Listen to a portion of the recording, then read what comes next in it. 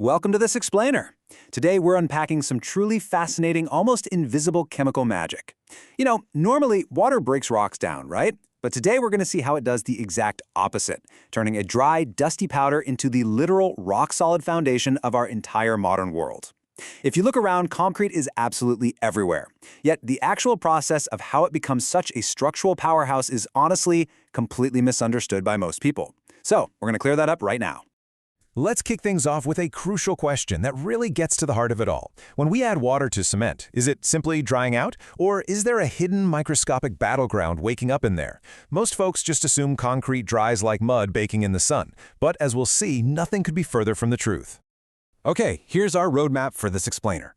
We're going to cover the magic of hydration, the chemical mechanisms, the cement compounds, the end products, heat evolution, and finally wrap up with some real-world engineering. Section 1. The magic of hydration. Waking the sleeping giant. Let's establish our baseline and define exactly what this transformation actually is. I want you to think of anhydrous or dry cement as a dormant sleeping giant. Sitting there on its own, it has absolutely zero binding power. None. It can't hold sand or gravel together at all. It completely relies on water as the catalyst to wake it up. We call this process the hydration of cement, and it is an exothermic chemical reaction. That word exothermic is super important here. It means the process actually generates its own heat as those microscopic chemical bonds begin to form. So why make such a big deal about this distinction? Well, because without this continuous chemical reaction, the aggregate would just remain loose rock, and all of our infrastructure would literally wash away with the next rainstorm. It is a complex crystallization and gel formation process. If you were to just let concrete dry out by letting the water evaporate, the hydration instantly stops and you're left with a weak, crumbling mess. So scratch that old misconception about mud drying in the sun. It's a very active chemical reaction. Section 2. Chemical mechanisms. How water attacks these cement grains. Let's zoom in a bit closer and see how this actually works. Scientists basically view this microscopic process in two distinct ways. First up is the through-solution mechanism. In this scenario, the cement compounds literally dissolve into the water, which creates a supersaturated solution.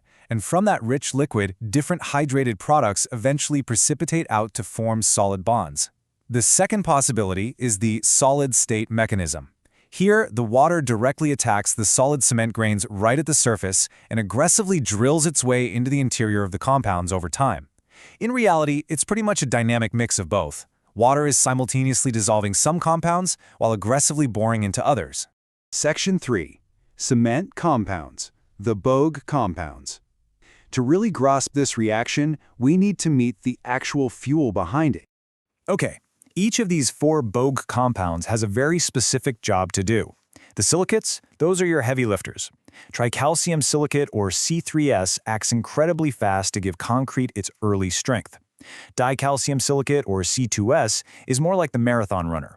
It hydrates super slowly, but is responsible for the concrete's long-term strength. Then we have tricalcium aluminate, C3A. This one is wild. It reacts so violently and quickly with water that it can cause what engineers call a flash set, which is basically an immediate, unwanted stiffening of the paste. To stop that from happening, manufacturers actually grind a tiny amount of gypsum into the cement to act as a retarder and control that wild C3A reaction. Finally, there's C4AF, which hydrates rapidly, but honestly contributes very little to the overall strength. Section 4. The end products. What is left behind? When all the chemical dust finally settles, what exactly is holding our concrete together?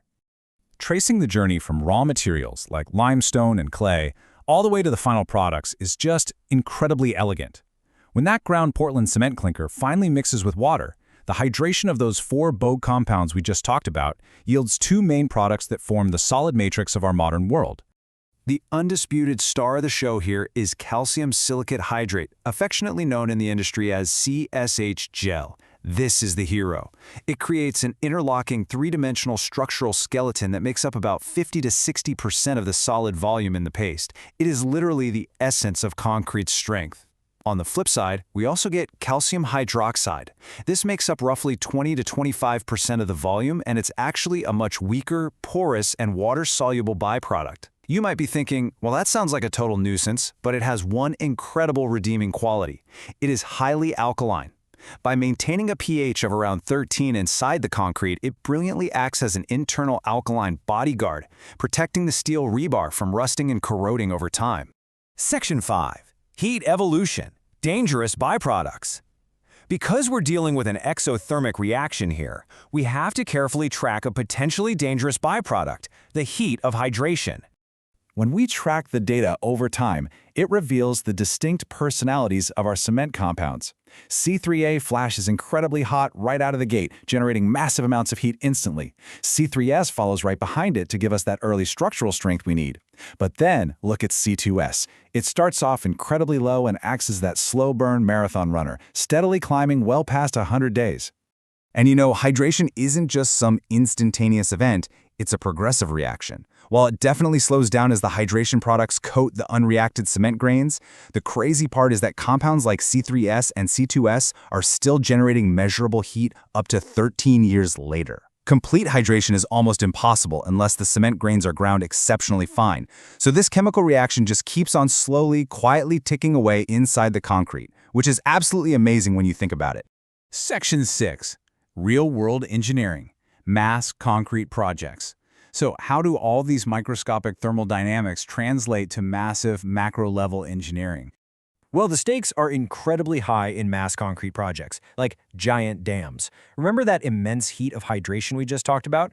In a massive pour, that heat cannot easily escape. In fact, it's been observed that the temperature in the deep interior of a large concrete mass can rise by 50 degrees Celsius above the original temperature of the concrete when it was poured. That is a massive spike. If engineers fail to control this heat, the results are flat-out devastating. The outside of the structure cools and contracts, while the inside is still expanding from 50 degrees of excess heat.